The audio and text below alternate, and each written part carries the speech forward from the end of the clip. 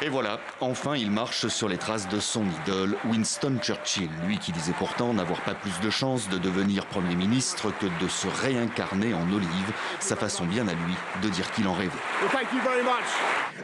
Je dis à ceux qui doutent, mec, nous allons dynamiser le pays, nous allons mettre en œuvre le Brexit le 31 octobre, nous allons tirer parti de toutes les opportunités que cela apportera dans un nouvel esprit de « nous pouvons le faire ». Et c'est bien pour ça qu'il est là, lui l'europhobe convaincu, ce conservateur à la plume acerbe qui s'est d'abord révélé dans les plus grands quotidiens britanniques. Alors journaliste, il multiplie les articles au vitriol, truffés d'humour contre les institutions européennes, et tous les coups sont permis.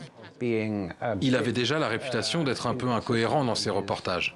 Il a été renvoyé du Times pour avoir inventé des citations, alors qu'il était arrivé avec une certaine réputation.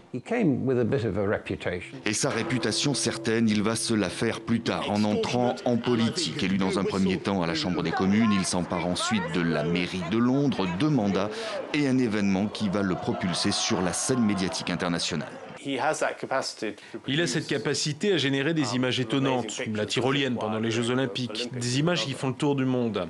Je pense qu'en tant que Premier ministre, il s'en servira à son avantage.